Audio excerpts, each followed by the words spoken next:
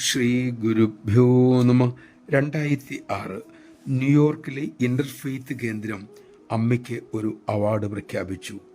അത് സ്വീകരിക്കാനായി അവർ അമ്മയെ ക്ഷണിക്കുകയും ചെയ്തു.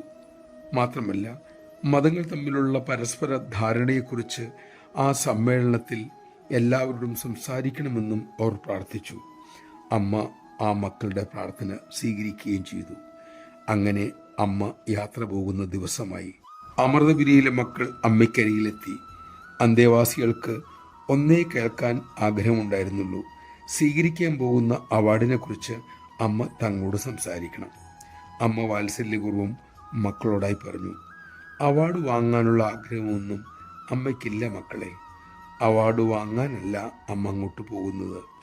അവിടെ വെച്ച് ഒരു സന്ദേശം കൊടുക്കണമെന്ന് ആ മക്കൾ അമ്മയോട് അഭ്യർത്ഥിച്ചു. അതിനാണ് അമ്മ പോകുന്നത്. അമ്മയ്ക്ക് സ്വീകരിക്കാവുന്ന ഏറ്റവും വലിയ അവാർഡ് അമ്മയുടെ മക്കളുടെ സന്തോഷമാണ്. മറ്റൊരു അവാർഡും അമ്മയ്ക്ക് ആവശ്യമില്ല മക്കളെ. നമഃശിവായ. നമുക്കായി മാത്രം ആനന്ദനിർഭരമായ ലോകം ഉപേക്ഷിച്ച് അമ്മ നമുക്കൊപ്പം കഴിയുന്നു. പക്ഷേ മക്കളായ നമ്മളോ? ചിന്തിച്ചു നോക്കൂ. അമ്മയ്ക്ക് സന്തോഷം ഉളവാകും തക്ക വിധത്തിൽ ജീവിക്കുവാൻ നമുക്ക് സാധിക്കണ്ടേ? അതിനായി നമുക്ക് പ്രയത്നിക്കാം.